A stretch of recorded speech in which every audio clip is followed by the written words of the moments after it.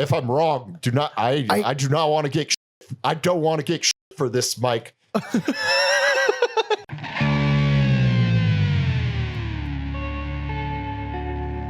Welcome to Every Album Ever with Mike and Alex. My name is Michael Mansour, and I'm joined, as always, by my hydrated co-host, Alexander Volt. Say hello. Hello. This is Every Album Ever, the podcast where we listen to every single album in the world, one artist at a time. That's a whole new discography per episode.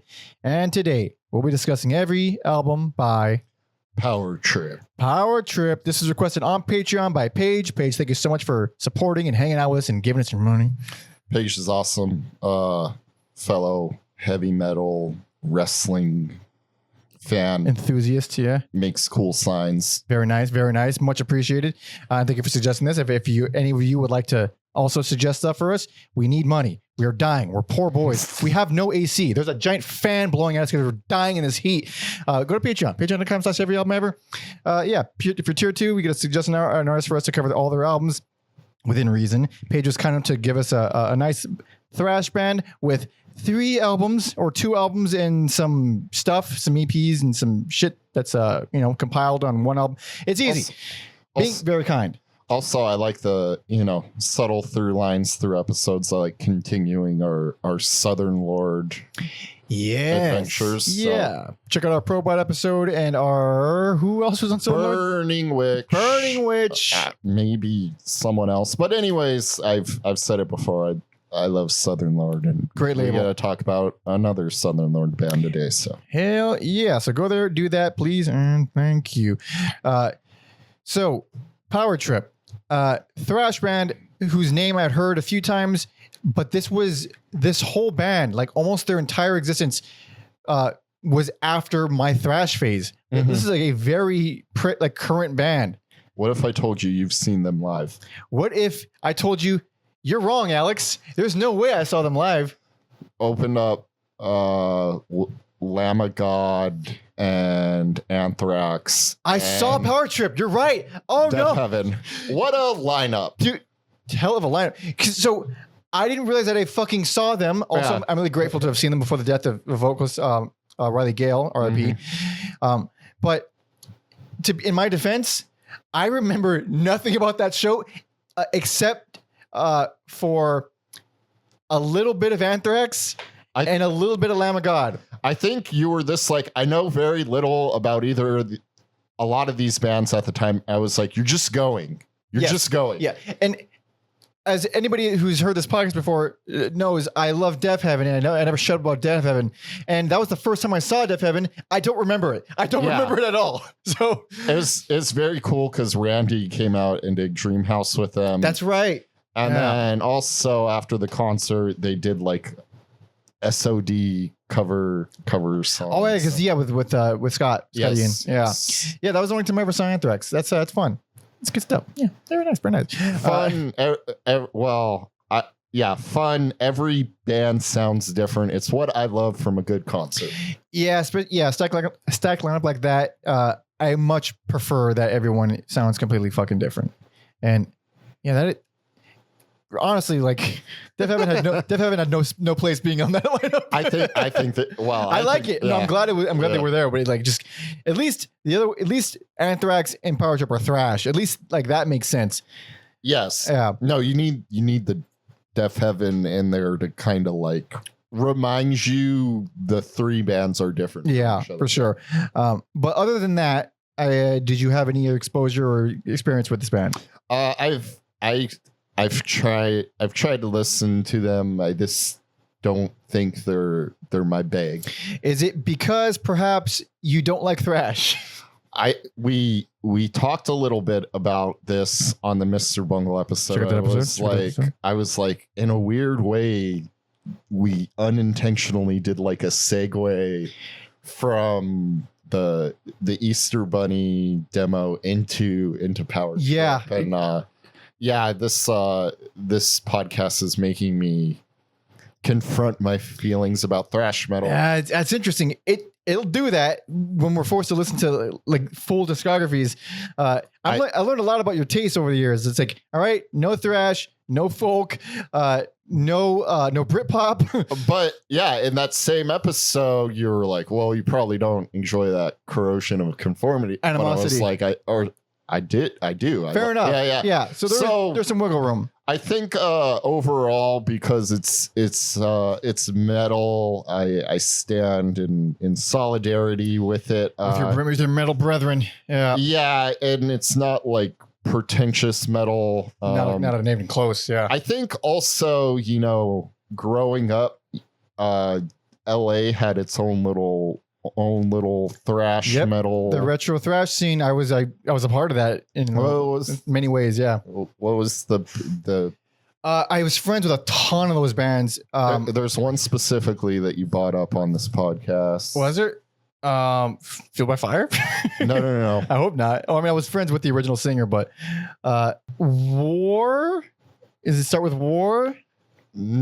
No, that's Warbringer. Shout out. Oh, I was thinking of Warbringer. Yeah. Shout out to Chase. Okay, so I didn't forget that band. Chase in forever, but in the same circle. Oh, Desecrate. Well, no. Well, I'm thinking they know Desecrate. They know. Hold on. What do you know that I don't remember? God damn it, Mike! There's one band that you brought up, and I was like, "Holy Municipal Waste." No, I'm naming every other band. This is hilarious. God damn it. Municipal Waste was Megadeth, Metallica. Like, yeah. They're like outside of that. Fuck. I thought for sure okay.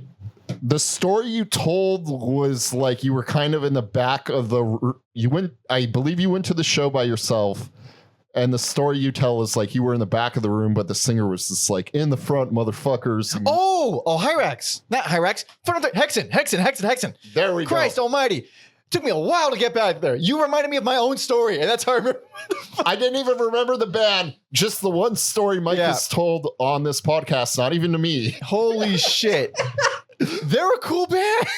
No, so yeah, just that Hyrax. I mean, I don't even like Hyrax, but go on. Fucking damn. Well, they're a little bit older. They are older, yeah. So yeah, we name dropped a few like local LA things. Yeah. Warbringer is the most popular. But yeah, I opened it for them twice, never met them once. Holy shit. Yeah. Yeah, so like, and then I feel like Power Trip, Municipal Waste, and to a lesser extent, but like part of it to me, Revocation. Have you ever listened to them? No. They're probably the most like techie out of the three, but I still include them in the. Okay. Yeah, there was a bustling scene there for a minute, and honestly, I wasn't that big on them, and I was like friends with a lot of them, and they were cool bands, but it was just retro thrash. They were just doing thrash exactly how it left off in the 80s. I think, I had that fatigue of like friend rock. Wait, what? If someone's in a band, I just call it friend rock. Yeah, pretty much. Yeah. There was a lot of ones that I remember being a little bit better than the rest. Like one was Merciless Death, which I'm assuming they were named after the Dark Angel song. Check out that episode. We covered Dark Angel. That was a long time ago. Holy shit. Yeah. They were cool. And then Fueled by Fire was like the big one of the time. And the original singer Gio was like muscled out of it. Like I think he had to cancel some kind of tour over like some like personal family matter. Oh shit. And then they just like they disowned him, and they kind of talk some shit about him. And I met him later on when he had his other band called Master Destructor, and he was like the coolest guy ever. He actually wanted me to join his band, but I turned it down for whatever reason. Fucking Mr. Big Shot over here. No. But like he was like, a really sweet guy. Like, so I ended up like respecting, and I actually did like his other band, but yeah, it was going for a while, and then eventually I hit like 18 or 19 or something, and I just started like I'm listening to Mr. Bungle now, guys. Sorry, I don't know what's happening. I'm done. Sorry, I'm weird now. Yeah, pretty much. I realized I may have a problem with thrash when we did DRI. I was like, I don't want to be that guy, but I think think I am. That's the thing. So with DRI, check out that episode. We're talking about all these other bands, not Power Trip. We'll get to it, goddamn. We have plenty of time to talk about these albums. But in actuality, we really don't talk about thrash that much. Rarely. So. We rarely cover the thrash bands in general. But DRI was like, way before we covered them, I said it many times about crossover thrash, and specifically, DRI was always the best. They were always the best at it. They did it the most seamlessly. They were never bad. They were just one of the best fucking punk bands, thrash bands ever. And then you heard them, you're like, I don't get it. Like, fuck. Yeah, that may be one of the biggest, opposite. Yeah. But yeah, I had the same thing where I'm like, it's for the cause, the metal cause. It is for the metal cause. I respect what they do. I just can't. My ears are just like, eh. Slow it down for me. Easy there, kiddos. Slow it down for Grandpa. Yeah, I need to go. At 3 BPM. I slow as possible. I guess there's a reason I gravitated more towards sludge and doom stuff. Yeah, I was a speedy guy in my youth. I was a hardcore punk and thrash, all speed. If I was younger, I like new me, I wouldn't fucking, I'm sorry to forget band names again. I don't even know how to look it up. It's just like an obscure thrash band. They're really fucking fast. I think they just have oh, you mean no, I got it. We're doing it again. No, I know it. I know the band. We talked about it many times. Yeah, they're obscure, and I can always do it. It's like boom, but today my brain hates Money Talks and People Listen. Is that one of the songs? Yeah, Money Talks is the name of the second album or third album. It's the tip of my fucking tongue. It's right there. It's right there. Cryptic Slaughter. Dude, we suck. Dude, what do we do this podcast? We suck. My brain, all the fast music, this made my brain crash. Yeah, new me probably wouldn't like Cryptic Slaughter, but because I have young memories at the time. Yeah, remember them fondly. Actually, this is not that related, but I've talked about Vermont in the past, one of the crossover thrash band that I liked a lot. But their side project, Spastic Blur, was a huge favorite amongst me and my friends in high school. And sure, you can probably maybe throw in maybe it's thrash, but it is so zany and so silly and weirdly melodic and kooky. It's like the Mr. Bungle of thrash, except a little bit what sillier. Mr. Bungle should be. It is what the Raging Wrath of the Easter Bunny, what we wanted from that. It's kind of like that. That's what Spastic Blur is. Okay. Actually, maybe we can do an episode on it. It's one album. It's fucking great. But at least I remember it being great. Maybe it doesn't hold up anymore. I don't know. But anyway, Power Trip. I'm assuming so. You're not big on it just because of the nature of thrash. I imagine these albums didn't land for you. They're okay, but I respect it. I do like aspect about the band is the LA thrash stuff felt very polish and clean, which was always ironic to me because I'm like the word thrash is dirty and grimy. This is just Neanderthal caveman music, and it sounds dirty and grimy, and I do appreciate that. So I didn't fall in love with any of these albums, but I do. I mean, I'm a thrash guy, so I still like it, and I didn't find myself not liking any of this. It's just they come in to do they're a cleaner. They come in to do a job, and they do the job. I mean, what more do you fucking want? It's funny to say this about an aggressively fast band, but there's no thrills. Like you said, they have their job. Yeah. They're getting in, they're getting out, they're doing it well. Yeah, you're not going to see any evolution here. They're not going to see any twists or turns. You're not going to see any crazy left turn moments. It's strictly thrash. If you like thrash, you'll be fine with it. Actually, I did see a comment on our Bongo video talking about thrash and how it's really hard to do good thrash. I don't remember the full details of the comment. But it's jogged a thing that I've been kind of ruminating the past few days, maybe a week or so, of how do you make good thrash? Because for a long time I couldn't explain it. What makes it just has to feel good. Like, why is Rain and Blood so good? I don't know, but I'm kind of getting a little better at like pinpointing of what, and a lot of it is like, a lot of it is so fucking dependent on drums. A lot of it's like, if the drummer is constantly mixing it up and changing things around, then you're going to be on board with it, because the riffs, they're always, at least for the most part, they're always going to be really evil sounding or mean, with the exception of like a Metallica where it gets really melodic sometimes. But even they have like just a million mean riffs. It's the rhythm and the changes that kind of keep it interesting. I think thrash is one of the most rhythm dependent metal subgenres there is, that doesn't get credit for that. Interesting. Yeah. I'm looking forward to your future. Yeah, because if you just think about Slayer for a second, you look at Angel of Death and how many places that opening song goes by itself, and it's one of the longer songs in the album, not long, but that song at 4 minutes or whatever has to go all these places to keep your interest. Every other song is like 2 minutes, and it gets in, gets out, and some of them are slow, some of them are faster. I think drums are they're appreciated in thrash, but not enough, I think, in terms of how good the fucking songs end up being, which is, yeah, it took me a minute to come up with that. It took me 20 years to come up with that one. Yeah, because I'm still struggling to put words to it, to like nail it down, and like in my head, outside of, you know, the big four, like what does like a good modern thrash band sound like to me? I'm not quite sure. Yeah, because I think when I think of the albums that have made us bored, it's just ones that are. Perfect example is the Bungle album. I mean, as much as we love Bungle, the Easter Bunny demo, it was long and it was the same mode the whole way through.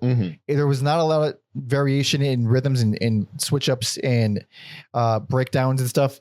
Like thrash needs those. It needs those. Like you listen to like a Rust in Peace, and like, yeah, you hear those shifts and those changes and those big breaks, where now we're going to transition to this completely different section and it has a different feel and different rhythm.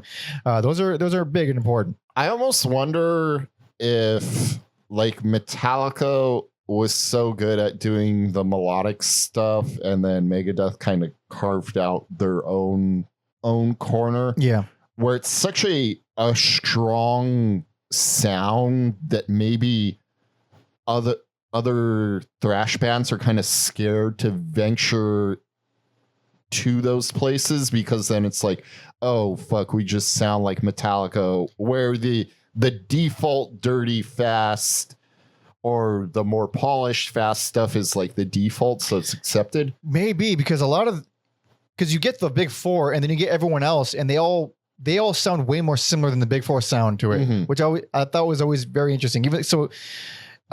Even though there is variation, it does come back to like fast and dirty for most of them. Even like more melodic ones, like Forbidden Forbidden's a funny band because those vocals, I mean, on that first album, there's a lot to laugh at, but they are like a really intricate, good melodic thrash band, but they still fit in with all the others. That's an interesting thought. Yeah. But before we dive too far away from this band, Power Trip. So these dudes are harsh, they're dirty, they're fucking mean. The vocalist, RIP, has, I think, a really cool style. I mean, it's dirty as hell. I mean, he's got a shredder of a voice, and it fits in really well. It's like this is more tuned or more akin to like early Sepultura. Yeah. Also, like, yeah, sometimes I thought more like the Venom vocalist. Not exactly Kronos. The same, but more that growly, really like harsh. The screams, but it's like I want to say like a Venom type of voice, where it's just not like a black metal shriek or anything like that, but just a very guttural, fucking harsh yell. And I think I end up enjoying that a lot more in thrash, because you get the alternative, which is like the more sung stuff. You get honestly, thrash has some of the most baffling vocal choices in all of metal. I would agree with that. You get the high pitched wails, which I've, like an Agent Steeler or something, which I always just couldn't stand. Even with Joey Belladonna from Anthrax, who I like him, but he still has that, very singy style. And then you get some kind of average just shouters, and then you get some wackos like the singer from Violence, where he's just like, sounds like Jerry Seinfeld, but I like it. It sounds great to me. And then you get dudes like this, who I ultimately prefer singing this kind of music. But yeah, very harsh, very, very dirty. It's very ugly, and you're gonna. If you hear one album, it's basically take your pick of which one you prefer. They're all so similar. Yeah, I have which one I prefer easily, but we won't talk about all of it. So they put out 2 full-length albums. They're still together, but with the recent death of Riley in 2020, from I believe it was a fentanyl overdose, which is fucking devastating because it just keeps fucking happening to people. Especially, going in around lockdown, I think a lot of people were turning to drugs. No coincidence. And then I think because the demand for drugs was like, oh shit, we can't possibly meet this. It was being cut with that. Yeah. At least to my knowledge, I could be very wrong. So these days everything is still covered with fentanyl, and I've always been pretty like against heavy coke use in general, but like now it's like, no, dude, you're gonna die. Like people fucking keep dying from that. Like, yeah, I may have like a bias against that drug in general, but also you will probably die these days. It's cutting everything. But here, I don't think they found anything else in his system except for weed. So I think it might have just been straight fentanyl that he was doing. Oh shit! Because he always had a drug problem or something, but. It was August 24th, 2020. And that is smack dab in lockdown time. And that's when things were getting dicey. That's when it was like, oh, I guess we're not going back to normal. What do we do now? I guess we'll just fucking keep staying in and coping. And that's how that happens. And that is fucking upsetting. But the band is still going. I think they're still trying to iron out and figure out how they're going to continue without him, because right now we have an interview with drummer Chris Olsch from our boy Tom Osman. Please follow Tom Osman at Tom Osman Sounds everywhere, as well as TomOsmanSounds.com. He does a lot of work for us, and he got this interview exclusively for us. Oh shit! So thank you so much to Chris for doing this for us, and Tom, of course, for constantly surprising us and fucking pulling shit out of your ass. I thought it was just an interview he did separate, and that. Goddamn. Yeah. So this is very, very very grateful. Thank you so much. Miracle worker. Indeed. So we have that, and we have a lot of insights from the band because of that. And he didn't join until 2010 after the first couple demos. The vast majority, even including the compilation, he's on most of it. But you know what? I take that back. We'll get to it. I'll figure it out as I go along. There's a bunch of dates here. I'll figure it out, baby. I'll figure it out. So yeah, 3 records total that we're covering. First one was officially released. First album was officially released in 2013, but we have the compilation, which the compilation was released in 2018, but it has stuff from 2008 all the way to 2014, and it has, I think, the first EP on there which is 2011, and that, as well as I'm an idiot, 2009. God, you know what? It's looking at you right in the face. I'm reading it, and then I'm not saying it. I'm saying the one beneath it. Yes. Messing up the 2 band names earlier just fucked us up. We're done, dude. First EP was 2009, and we have that one as well as some other stuff on the compilation. But the last album is 2017. Last album as of right now. So I guess we might as well jump into it. Would you like to jump into it? Yes, I'm fucking ready. Hell yes. So let me just, where's my mouse? God damn it. Where's my mouse? So this is a compilation. This is came out 2018. This compiles the Armageddon Blues EP, the Power Trip EP, or the Armageddon Blues sessions. It's not just the EP, it's the entire session. The Power Trip EP from 2011, and some singles and compilation tracks. Okay. They're all on this compilation. So this is Opening Fire 2008 to 2014.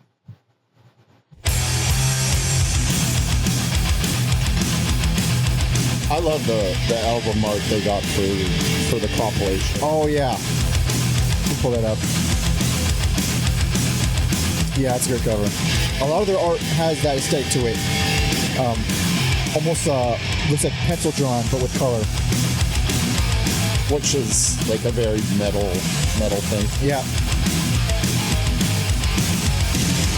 These are like the closest a thrash band wants to venture towards like Metallica, like riffs, I feel like. If I'm not, I love that fucking also great opening solo. I was gonna say, we've been covering like a lot of noise bands, but I still feel like there's a formula. There's something really crazy. This song, the quick solo right in the front of the song. Love it. That's big in thrash. That's another thing I like about it.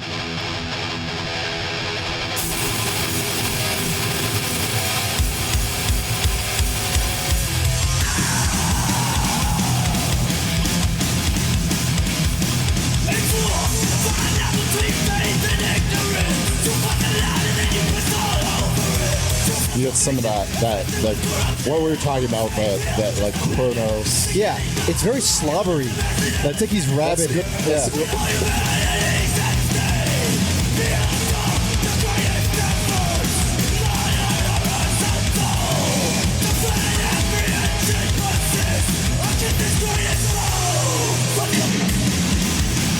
Nice. Oh boy. Nice.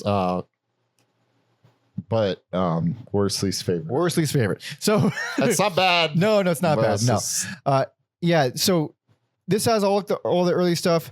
It it has the subtitle EP and the full, like I said before, the full Armageddon Blues sessions. It doesn't feel as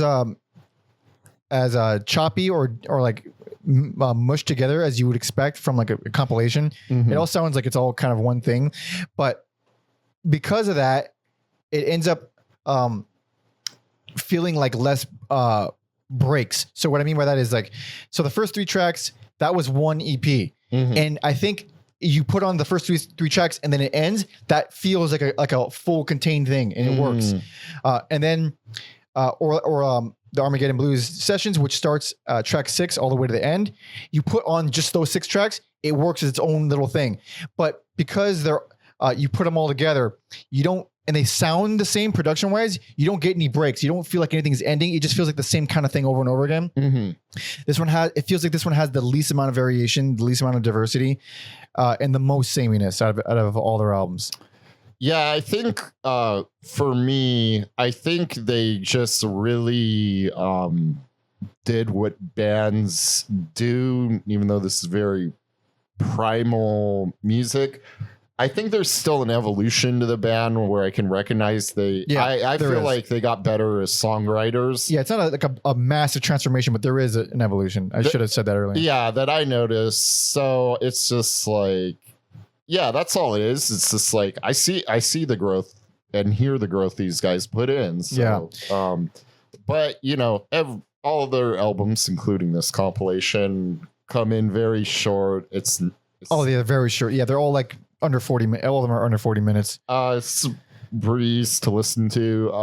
I've never heard of this band Prong. Have you? Oh yeah, Prong. I know Tom is a big fan of Prong. Okay. Tommy Victor from fucking Danzig. I'm pretty sure. Wait, was that dude? Click on that guy's fucking name. Yeah, okay, yeah, he was in Danzig. That's not who I'm thinking of. Yeah, his main bags were Prong and Danzig. Okay. Check out that episode, by the way. That song felt Brainwave, the most different to me, and now I know why. Yeah, that makes. I didn't realize that until I was doing a little bit of reading about this. That it is a Prong cover. I haven't heard them yet. I believe they would be another band that would be appropriate to cover on this podcast. But there's some stuff here that does kind of separate itself a little bit. Like This World is got a lot more punkiness to it than I think almost any other song of theirs. Mm-hmm. It is the most like I know like in hip hop they have the term boom bap, but in thrash I mean like boom bap at 1,000 miles per hour. The 1-2 beat, you mean? What we call the thrash beat is I mean, if you're a thrash band, you end up doing the thrash beat, the 1-2 beat. Also, anytime in a band like this, you can hear bass on the song. That's gonna make you stand out a little bit. So that's another thing about this compilation that they do a lot and they never do again. Mm-hmm.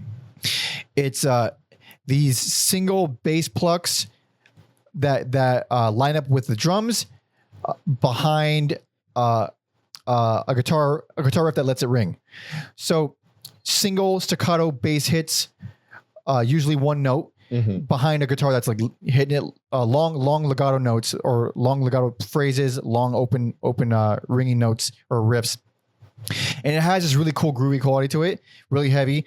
It does get a little repetitive, but I did find myself craving it in other albums because it's a very cool kind of beating you into the ground kind of sonic thing. Yeah. I'm losing my fucking vocabulary here, but and then Hammer of Doubt, which we'll revisit. Yeah, this is I think this version's from 2010. This is kind of where I felt the crossover here, where I was like, okay, I can hear like the hardcore, specifically like that like New York hardcore. Oh scene. Yeah, that's right. Maybe like a Biohazard or like a Hatebreed. And then throwing down some good riffs on that song. I can see why they decided to. I do like that song. I'm glad they kind of kept it. I think that, if I'm not mistaken, that might have been like a big song for them, at least from a writing standpoint. That kind of like influenced what direction they were going to go. Look at this wealth of. Oh yeah, we have some stuff here. I believe Chris cited that song as being like almost like a liaison between like styles. Like that's what kind of that's what pushed forward what they ended up becoming. Also, stupid. Well, we have some more history about them that I forgot to get into, or I didn't realize that we had. Yeah. But we'll get into it after a little bit more dissecting of this album. Okay. So Armageddon Blues is the beginning. That whole chunk is the beginning of the Armageddon Blues sessions. I was like, I really don't care for that opening riff, but when it picks up, it gets fucking rad. Around 2 minutes in, the drums do this really fucking cool tom thing, like this rolling tom thing. I'm not sure how to describe it. I mean, you know what? Put that son bitch on, because I found that to be very just try 2 minutes flat. Yeah. I love that beat. I love that fucking beat. It is like something you kind of strictly hear in metal. Yeah. And it also has those toms have a really metallic quality to them, not like as in metal, like as in steel, shiny metallic aluminum. I love the way those fucking drums sound. And also, it's harsh as shit. Like, I think it's easy for me to forget how harsh this is because I'm so used to thrash. And for the normies, yeah, like those vocals are fucking gnarly. Like that section was gnarly. But yeah, I dig that song a lot. Lake of Fire is solid. One of the slower songs, and I use that term. Yeah, the slow stuff here isn't super slow, but you do notice it. No, it's not doom slow. It's slower than the breakneck pace the band usually plays at. Indeed. Actually, the entire Armageddon Blues session, that most of those songs I felt had significantly better arrangements than everything else before that. And it makes. I know it doesn't make that much sense because this is the earlier shit. I don't know. They felt way more frantic, spastic, and unpredictable. These arrangements were, whereas you hear it a little bit on the first handful of tracks, and then you hear a lot on the albums that we're going to talk about afterward. They tend to follow a formula, and that formula almost always ends in a breakdown in the final quarter of a song. And I started to notice it very quickly. But here, it's pretty wild. It's kind of hard to peg a lot of these songs, arrangement-wise. This is a roller coaster that I'm on, and yeah, it's intense. It's intense, but the sameness got to me for sure. I think Evil Beat is one of their like fastest songs, or at least to the ears, to the point where like, and it's not an insult, where like it's so fast it sounds like it's falling apart, and then they bring it back together. And it takes this really strong driving turn toward the end. I did like the flow and diversity of that song. It's another one of the crazier ones that kind of goes all over the place, which I found pretty entertaining. And despite the fact that every riff on this album is fucking hideous in like it's so bitter. There's no ounce of like, oh, that's a fun. There's none of that. It's so funny because the like production gets better, but they still figure out a way to make it sound like nasty and grimy. Yep. And where like here, maybe it's like, oh, they don't have the best, but there's something endearing about it. And then it's like, we have better stuff, but we need to make it sound worse. That's actually something that Chris mentions at some point in the interview that we have, because like around I can't speak for anything this late because I already stopped listening to the newer bands at this point, but at least before that, like 2005 to 2010 or 2009, all those bands had the same production, like very similar production. It was like this really, really obnoxiously punchy bass, kick drum, and really mid-heavy guitars, and it just had a very distinct sound to it. It all became very weary, and these albums do not sound like there's an actual character to this production. Yes, a lot of it is very reverb heavy too, which is I think actually works. I expect it to be a lot more muddied than it comes across. I think it works. On paper, you're like, this sounds like a mess. And then when you hear it, you're like, oh shit, okay. Yeah, it's very distinguishable. Yeah. But in terms of the history, so Chris didn't join until after. So this is what he says. He says, the band formed in 2008 in Dallas, Texas, but I actually didn't join until 2010. The 4 other members had been playing in hardcore bands and knew each other through the DFW, the Dallas-Fort Worth hardcore scene.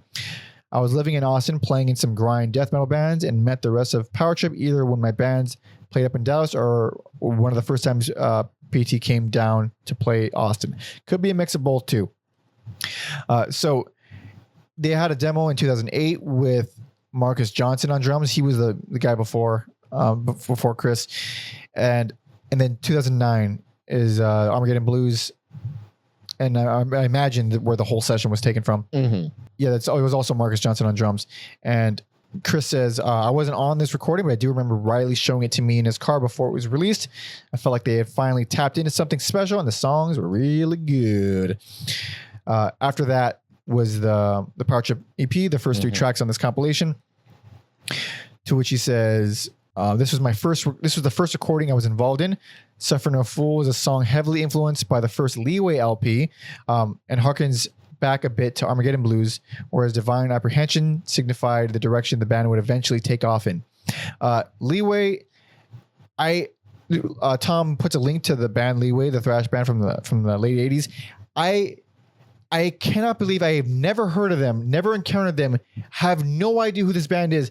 That's baffling to me because I was a very obsessive teenager. Oh, dude, and yeah. When you get into music as a teenager, you go deep. And the fact I've never encountered Leeway is troubling to me. They're from New York too. Yeah. I have no idea. It's very confusing. I have no idea. And now I'm very curious. I'm confused for you. Yeah. Chris also adds, he says another big piece linking the two is the song Hammer of Doubt, which we talked about, which was written between the 2 EPs and is re-recorded on the first album that we're going to talk about next. To me, that was where the sound that the band is known for all started, which makes a lot of sense. It's a good song. It does sound a little bit more developed, and it was recorded later than everything else on this compilation. But time to move on. This is both of our worst and least favorites for all the aforementioned reasons. It will scratch a thrash metal itch for sure, but absolutely. I think if you're into it for all the reasons Chris pointed out, it will sound unique. And I think if you're if you grew up similar where you had these clean thrash bands, this is in the mud. It is. And I mean that in a good way. It is. Yeah, it is fucked up and dirty.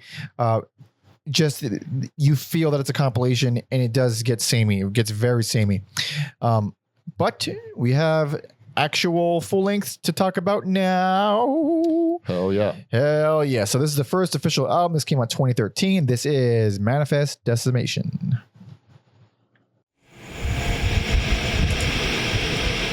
Gotta do that classic fade in. Yep.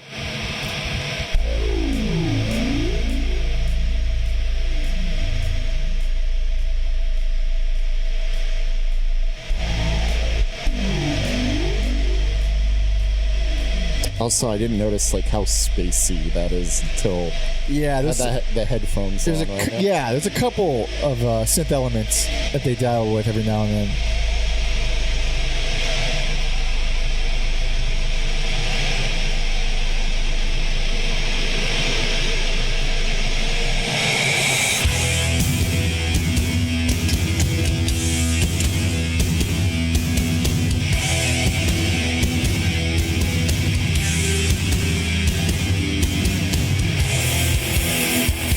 Yeah, this production is already very characteristic, or unique, I would say.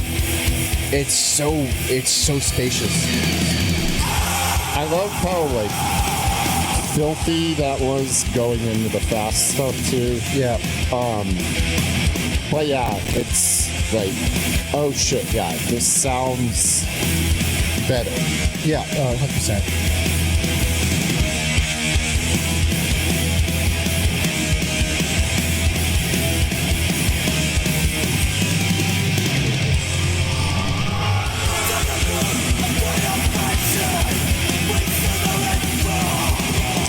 Also, its vocals sound less like slobbery here. They're a little more clear. A little clearer.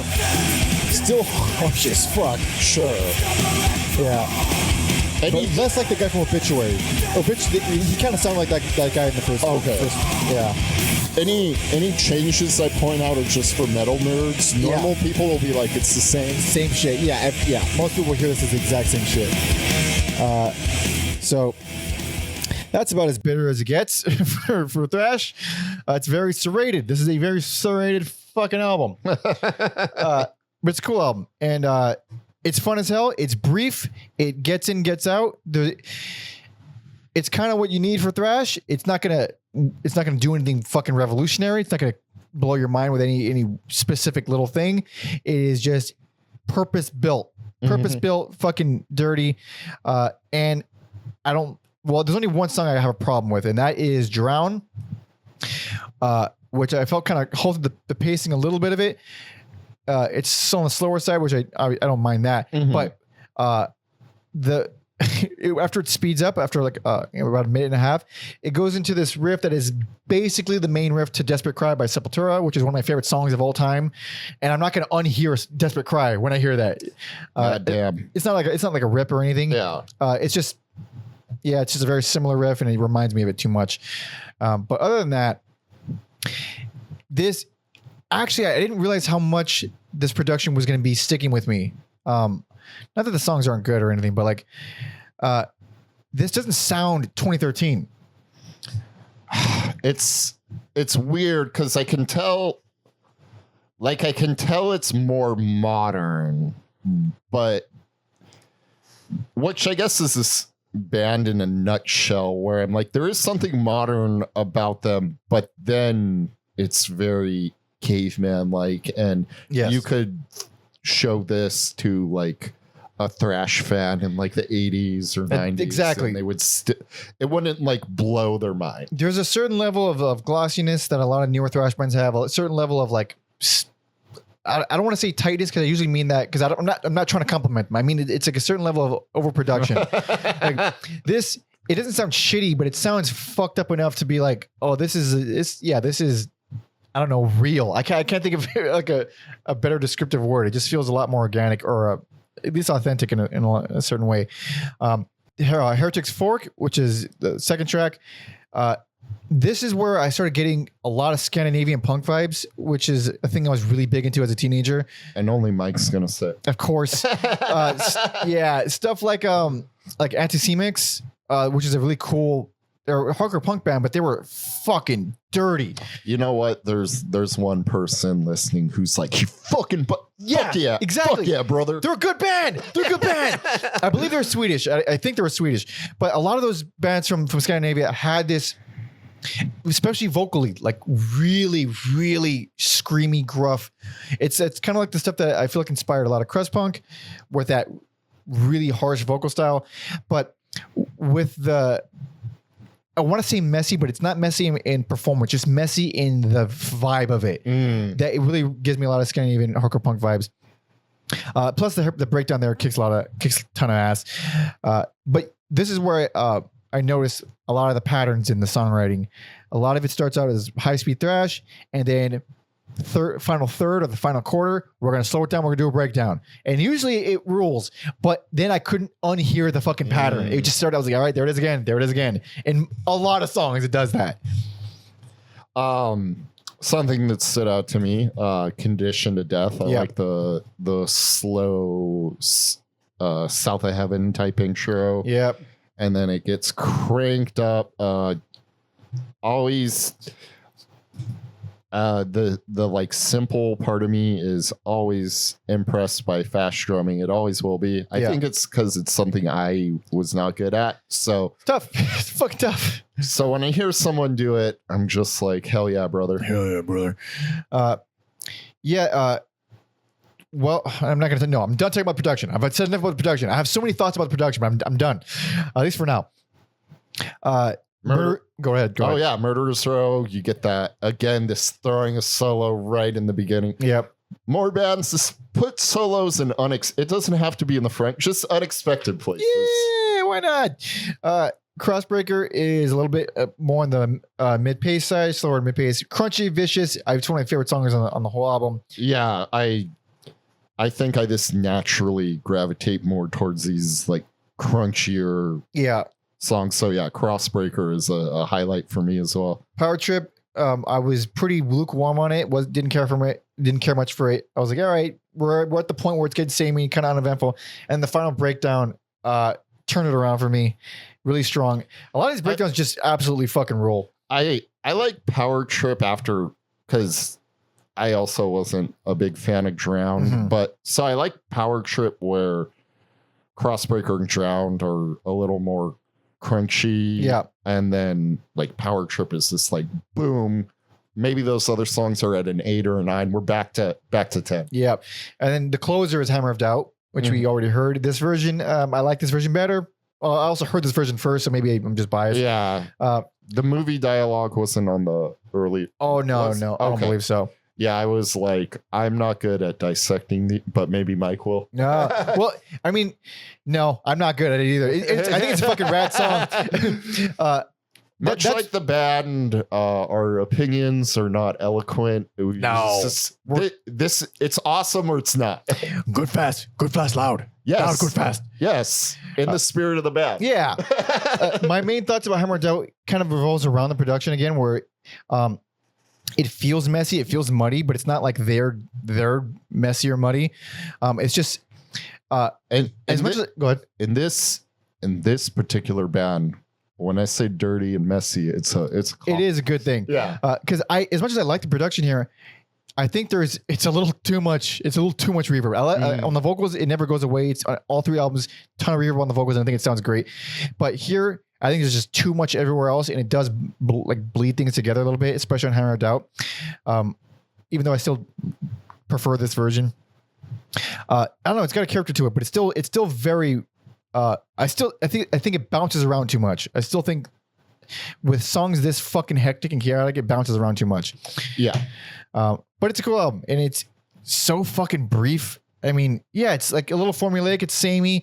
It's not anything that hasn't been done before, but it's fun. If you like thrash, non-thrash fans need not apply. It's just the way it is. Also, I think there was a reason Power Trip broke out where other people kind of got stuck or didn't get to that next level.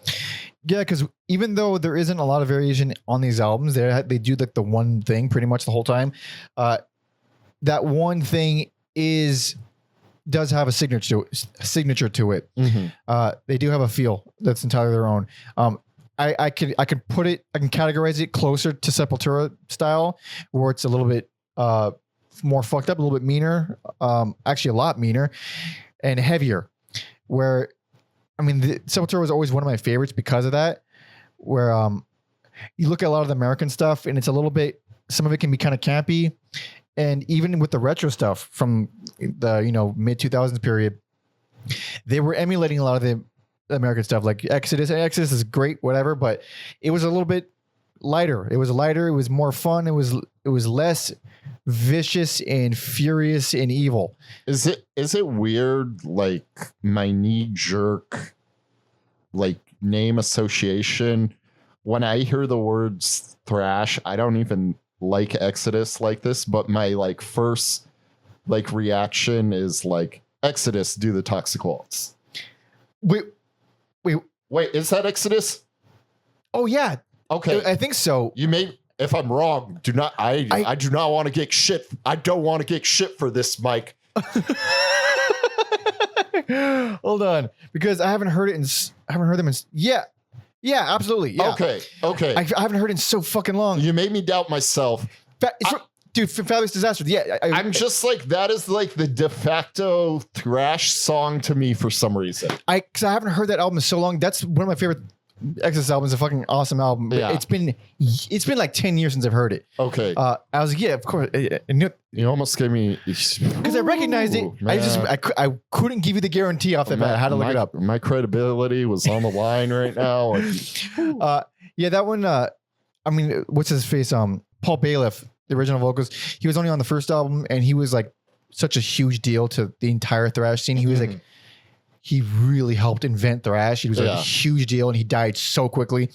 Fabulous Disaster came out after that, so part of my juvenile brain was like, it doesn't have the original guy. I don't want to listen to it. And then I heard, I was like, that's fucking, it rules. Never mind. Sometimes we fall into those trappings as young men. Yes. But, yes. Yeah, it's a cool album. And the beginning of the sound that we know from this band, if you've heard this band. But Chris notes, or he says here, on being asked about signing with Southern Lord, he says, we were all pretty shocked that a label was interested in us. We've been touring frequently, although not too heavily. We signed a record deal for 3 albums, and I don't think anyone expected us to last that long. Jesus Christ. And this album was produced by Arthur Risk, who also recorded Terrorism, Piss Jeans, and Cro-Mags. And Tom asked him about working with Arthur, and he said he made it sound like a classic 80s thrash record instead of something over-polished and devoid of any kind of character like a lot of the other records coming out at the time. There we go. Suddenly makes sense. You couldn't tell what year the record is from just by listening to it, and I always like that. People still try to copy Arthur's production from that album these days. Glad to know we're on the same page as Chris here. And also, yeah, it is crazy too, because I think a lot of people, myself included, like Southern Lord is a metal label, but you know, I think of Sun, I think of Burning Witch, the doom, the slower stuff, and then this is just like the opposite. So I think it is cooler to have a diverse lineup of bands rather than, oh, you come to us for the one thing. Gotta be. It's like SST in the early days. They put out St. Vitus and Black Flag and Minutemen and fucking whoever. Hell yeah. Yeah. Even though they didn't pay any of those artists, but at least they had a good selection. SST is the ECW of record labels, where it's just like, damn, you had a lot of cool shit going on. I wish you paid your people. Yeah. As they killed themselves putting out that stuff. Just like ECW, yeah. Yep, exactly. When I said that, I didn't know which one I was talking about. I could have been talking about either one of them. Yeah. But yeah, rad album. It's gonna scratch the thrash itch. It doesn't overstay its welcome. It gets in, gets out. If you don't like thrash, you're not gonna be swayed. You move on. But we have one more left, and you already know how we feel about it based on the game we play at this podcast in Process of Elimination. So, you ready? I'm ready. This is 2017's Nightmare Logic.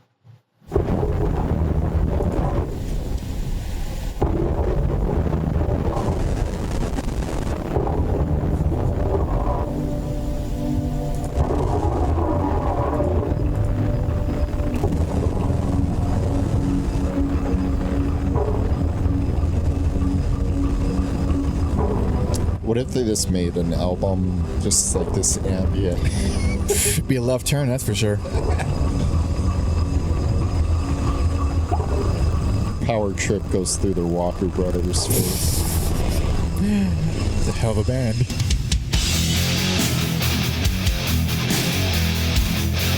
This Love this intro, man.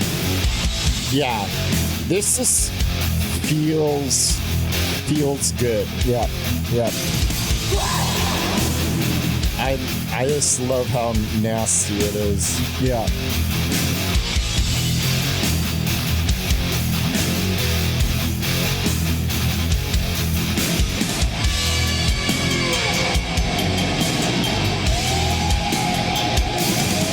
Yeah, a lot of Slayer Sepultura vibes from these types of riffs. It's so fucking angry. It's so bitter. I always think of like that like whining chorus guitar solo, like with like thrash. Oh yeah. Dive bombs and stuff. Yeah.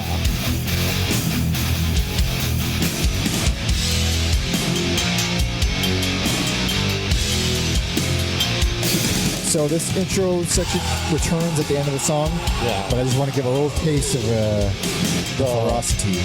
The main event. It's so much tighter too.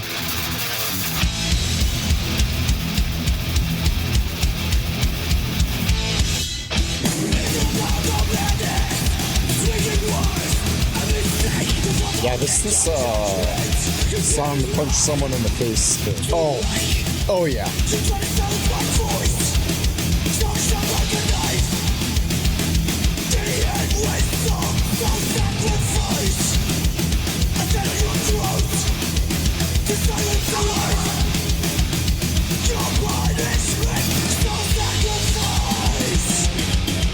That's a fucking killer riff. That is a killer riff. And those screams, my goodness. So say it. Best personal favorite. Best personal favorite. I think like just like in my heart, it's the best, like to me personally. And then also if you want to be lame and try to like, I think like technically is also the best. Yeah. So the vocals are still reverb to high hell. They're still fucking everywhere. They're bleeding all over the place. But now the rest of the band is way more contained and tighter. Yes. They sound tighter in performances as well as the production is not quite as bouncy. And it's contained. Still got the dirt and the grime. It's weird. Like, yeah, you guys are tighter, but you're still fucking filthy. And these riffs are so fucked up. I tend to just like every riff here more than the last two, just generally. What was it? Yeah, there's very few things in here that I have a problem with. I think Firing Squad kind of lost me up top with the pacing, but after that, I mean, Jesus Christ, like the title track comes in with this really very super gallopy with the really strong drums. And then the breakdown like a 2 minutes 35 or so. Fucking rules. There's that fucking synthy ass intro to Waiting Around to Die. Yeah, that's Waiting Around to Die is like one of my favorite songs on here. The riff just stays with me. I think it fucking closes out real strong.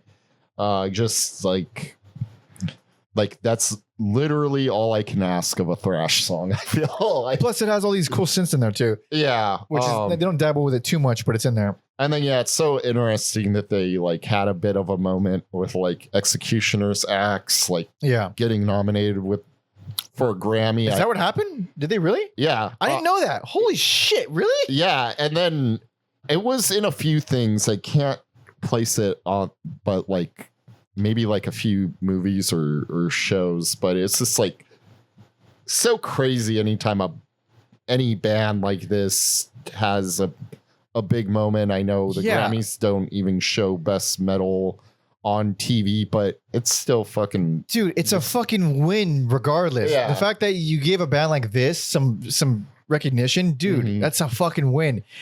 Thrash never gets any recognition. Like, these days, fuck no. No, so yeah, it's just like... Yeah, there's something in the air with this album where it kind of feels like lightning in a bottle. It is rad. It does feel really good. It's also super short. I think this is the shortest album. It's like 33 minutes. Everything that I said about the last one kind of applies here, where it gets in, gets out, does a job and does it efficiently, doesn't overstay any welcome, but it's just fucking more consistent, cleaner in execution, not cleaner in like the sound or anything. But the riffs in general are just fucking better. It just it's kind of like why I like a band like Sepultura, at least like the thrash Sepultura. Not that it doesn't sound, there's some moments where it sounds like them, but not like enough to where I'm just doing a direct comparison, or I like it because I like Sepultura. But it's just in the same itch, the same kind of disgusting, dirty, furious thrash. Not so much the rockin' melodic side of thrash. There is no melody here. There is fucking no melodies here. No, where I think, you know, this band is just a fucking like boom, just like a literal firing squad. Like you said, they're very good in out. I did think the song Ruination was one of the most interesting. I'm like, the song ebbs and flows in a way that other songs maybe just like, we're starting here, we're driving down the highway real fucking fast and it's over. Where Ruination felt like maybe taking your time and exploring some unknown areas. I dig that intro a lot. I did felt I lost a little bit of oomph as it speeds up. It's not one of my favorite things, but I do like where it goes. It's one of the it's another good example of just some of the. It's not, again, there's not a lot of variation here. It is very samey, but within that sameness, you pick and choose where it goes. I mean, especially with a genre like thrash, or rather you pick and choose where you notice where it goes, because you can just lump it all together as sameness. But with thrash, I think it's kind of more necessary to just dissect it a little bit more. Absolutely. That's why I like the breakdown so much. Or like one is the Slayery section, I guess, in If Not Us Then Who. It's like around 2.5 minutes. Yeah. It just fucking rules, and it's like I can't pitch it. I can't. It's like if you don't like thrash, again, then none of this is gonna fucking work for you. But if you do, I can't say more than that. It's pretty damn cool. Yeah, I also think the lyrics on here are a little more deeper, and there's some more to dissect if you really are like into this music. Yeah. So I think that's another like cool aspect of it. I think my favorite song on the album is the closer, Crucifixion. Oh shit. Man, there's something about those riffs that fucking do it for me. Very schizophrenic sounding, very paranoid sounding. They're not like obviously evil. A lot of the stuff does kind of come across as like obviously evil, but that one is a little bit more unhinged, and it's like calling these riffs. You can't call these riffs catchy, but you kind of can. That's one of the ones where it's like it's a bunch of ugly wrong notes, but it's hooky. It feels good. It kind of sticks in your head. Fantastic riffs, man. And then another great satisfying breakdown at around 2 minutes in. I don't know. It's just it's more of the same, sure, but it just feels cool. It just feels good. It's like we're going deeper into the dirt and the mud, but we're like tighter. We're a unit about it, and it's just kind of firing on all cylinders. Yeah. It's again strictly for thrash fans, but it is good if you are a thrash fan. It does make sense to me why this album kind of has like, you know, they've like earned their reputation with other great thrash albums. Yeah. Although I'm not really an expert. I had no idea of how big this album was. I just heard it once. I was like, I get this one. It's got to be this one. It was like very little doubt that it was this one. Yeah. So it kind of stands up on its own. But there was a pretty big gap in between. Good 4-year gap. They one of the tracks on the compilation was in 2014, but other than that, pretty big gap. And when Tom asked Chris about this, he said, "We've been touring a lot on Manifest for about 2 years, and we knew we needed new material to keep going. I drove up to Dallas for 2 weeks, and Blake and I banged out all the music for Nightmare." By the way, I fucked up by not even reading the rest of the band members' names because I stink. But Blake Ibanez is a lead guitarist, Nick Stewart's rhythm guitarist, and Chris Wetzel on bass, and of course Riley, which you've mentioned many times on vocals. But Anyway, Blake and I banged out all the music for Nightmare much more quickly and efficiently than on Manifest. I think we were just very locked in together on the vision, and all the time on the road previously had worked to our advantage. Although the music came together quickly, the vocals, solos, mixing, etc. took about a year. Everything had to be just right.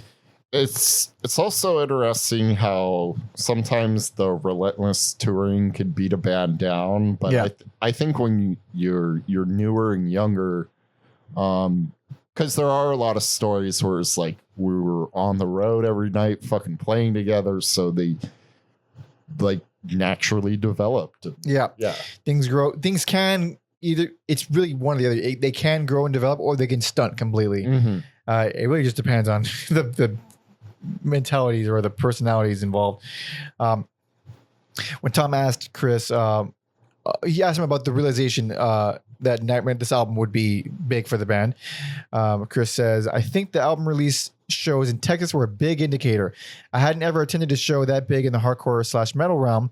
We were also careful on how we planned and dropped everything, whereas the release of Manifest was rushed and we didn't take the time to capitalize on it. Our first headlining tour for Nightmare wasn't very different compared to our previous ventures, but once the album had been out for a while and we did a lot of other tours supporting bigger bands, there was a big noticeable difference when the time came for our next headliner the following year. Also, which I kind of hinted at earlier with the similarities between Riley's voice and singer from Obituary. Chris points out here, he says, as like bands that were big for them to kind of open for and share the stage with. He says Obituary and Exodus for sure. Those two bands are a huge influence on us and showed us a great time on tour. We still keep in touch with a lot of them. Cannibal Corpse was another big one for me. Good company, good company for sure. Yep. Especially coming from that grind. He said he started off in grind. Yeah. So I could see liking a nastier band like Cannibal Corpse. Cannibal Corpse and Obituary, yeah, definitely on the death metal side. Obituary, I think, was kind of like a pioneering death metal band. Cannibal Corpse also, but in the much more extreme side of it. A little bit later on, if I'm not mistaken my years. In terms of influences, he says all of us have a pretty radically different musical tastes, save for the staples that I already mentioned and a few others that are probably pretty obvious. My drumming style and influence comes from punk, especially a lot of 80s UK stuff, hence the single kick. That's one thing. Dude, this pretty prominent. This music is so fucking powerful. I didn't even think like, oh, is that double or single? I'm just like, it's just fucking massive, powerful, holy shit. So like with the thing with thrash, it's really easy to not have a fucking redundant double pedaling section every other verse, because I mean plenty of thrash bands still do that, but I always appreciated it when they didn't, because I like double pedaling fine, but so much of double pedaling sections in a lot of bands just becomes, it's kind of like a crutch. It's just it's a standard 1-2 beat. But instead of just one kick, it's just a constant double pedaling. So if you listen to what the hands are doing when you hear a double pedaling beat, then that kind of tells you everything you need to know about the kind of creativity behind it. You listen to someone like Gene Hoglan, and he's double pedaling and he's doing something beyond. Look, let's not compare mere mortals to men. Exactly. Or sorry, I got to God. Sorry, I got tongue-tied.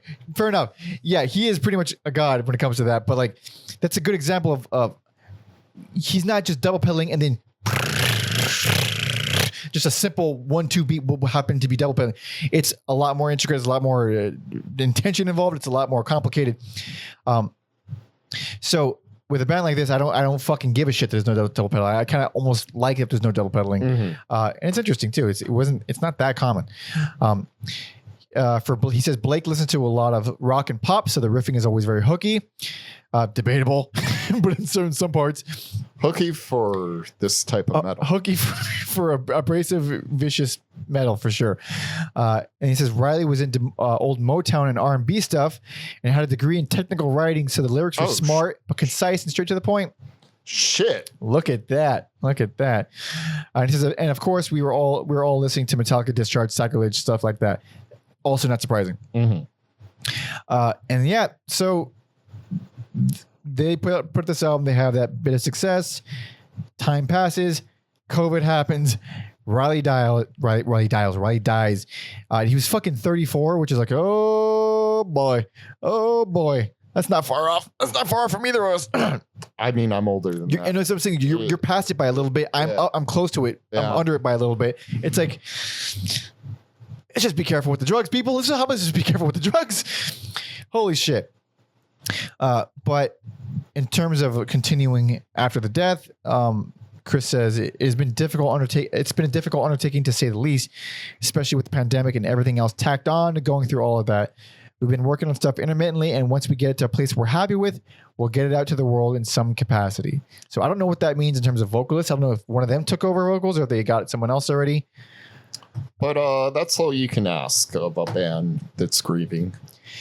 Yeah. If you want to be an asshole and ask anything of a band that's grieving, I guess. It's also been 3 years, and it's at that point, it's like, well, are you going to break up or are you going to keep going? And some bands, it's like pretty clear immediately. I think with a lot of bands, it's clear immediately. Mm-hmm. With a band like Brainiac, it's like, oh, we're done. We're absolutely done. That was the guy doing everything, and we're obviously done. And with this is more of a combined effort. Mm-hmm. He did the lyrics, of course. It was a huge part of the style. I mean, hopefully whoever they replace him with can match some of his intensity. I think part of it was when he passed away, even though I wasn't a fan, was just seeing and hearing other people talk about him, where I was just like, fuck, like he had an impact on so many like bands that I listen to and appreciate. So like, yeah, like the metal community, like it was like you could tell people were hurting. Yeah. Yeah, it's fucking bummer, dude. It's just fucking bummer. I mean, any death is a bummer, I guess, but it's always like, oh fuck. You make plans. That's what you do. Like, it's easy to like look at it like an old artist. You're like, it's bound to happen.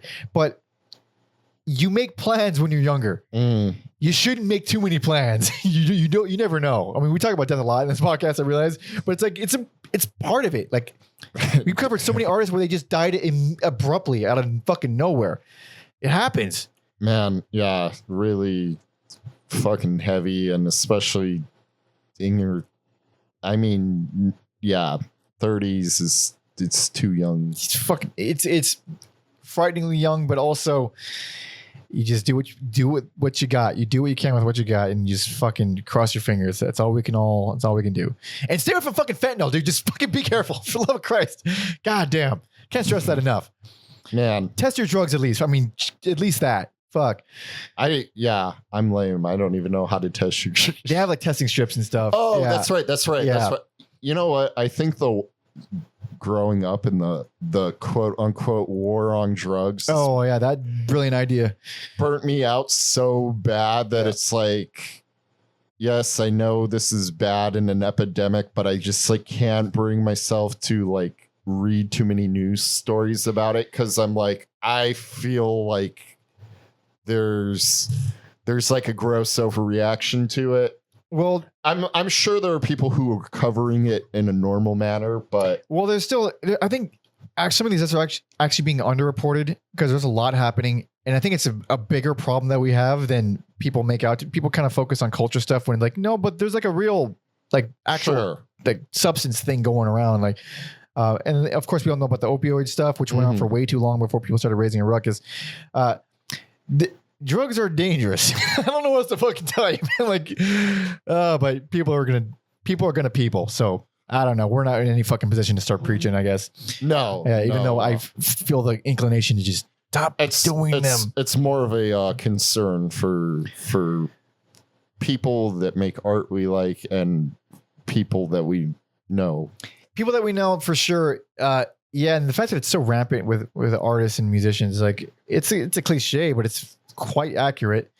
Yeah, most people in these cities that we live in do it, and it's like, all right, buddy, if you ain't testing your shit, all right, good luck, because can't fucking help you. It's not the same now as it was a few years ago. I remember finding out most people did coke. This is like long time ago, but Yeah. like finding out most people did coke, and I'm like, it's a crazy thing to do. It's super crazy. It's like everyone. It's fucking against everyone. It's any random schmo, like regular dorks. Like they all do it. It's like for, I think, you know, again, my generation, like the like 80s excess, or like you think maybe it's an expensive drug, but it's pretty fucking common. Yeah, it's extremely available. Most people do it. And I have a huge aversion to it because I have a very specific upbringing in childhood. And I'm like, get the fuck away from me, dude, with your weird jaw shit. Also, just your personality. You should not. Yeah. Don't. I'm a little meticulous and analytical. Even if it was totally safe to do, I'd be like, Mike, please don't. I can't even drink coffee anymore. There's no way I'm gonna. Well, that's only because that was giving you headaches. It was giving me headaches, but also I got really dependent on, like, I need the fucking energy. I'm always tired. Now I just learned to live with tired. Now tired is part of my personality, and I still manage to talk too much and too loudly. So I think I'm doing all right. But we are done. We have concluded. We have reached the end of our journey with Power Trip, and I think it is time for a brief recap. And if you wouldn't mind recapping for both of us, since we had the exact same picks. Both of us, worst, least favorite, opening fire, Young Cats, great debut EP stuff, but as a testament to them as musicians and songwriters, we both felt like they progressively got better, and that this accumulates in Nightmare Logic, which is both our best personal favorite. A younger yet landmark thrash album. It is pretty fucking rad. It's chunky. It's tight. It's mean. It's very, very upset. It's an upset album, and if you like thrash, you probably will enjoy it. If you don't, well, sorry, I don't know. Get your clean shit out of here. Get your clean ass Agent Still bullshit out of here. Sorry. Roll around in the dirt. Yeah, let's get a little messy. But thank you so much for listening and watching. Thank you to Paige for suggesting this and giving us your money. Thank you very much, very much, very much. And being patient. Oh yeah, this took a while. They always take a while. Anyone who requests, thank you for being patient. They take a while. Thank you very much and for sticking with us, and also for being kind and giving us an easy band. This is not hard at all. Thank you to fucking Tom for getting our interview with Chris, and thank you to Chris for fucking actually obliging Speaking us. To us. Yes. And being a part of our little thing that we do here. It's very cool. We have self-esteem issues, so they're never going away. Once you got them, they're there forever. Yeah. Therapy can help a little bit, but we're basically hating ourselves. So yeah, if you want to help us out, hang out longer, subscribe, like the video, talk some shit in the comments, tell us why we're smart and or idiots. It's all good. You can follow me on all social media at Panda Monkey and Alex on Instagram at Every Album Alex. Please follow our history guy Tom Osman at Tom Osman Sounds on all social media, as well as TomOsmanSounds.com. As you know, he does a lot of work for us, and he also makes a lot of music. So please check out his newest album, Industrial State of Mind, which he did with Existent Non-Existent. You can find a link to that in the description. You can also check out my EP Panda Monkey, and there's a link to that in the description as well.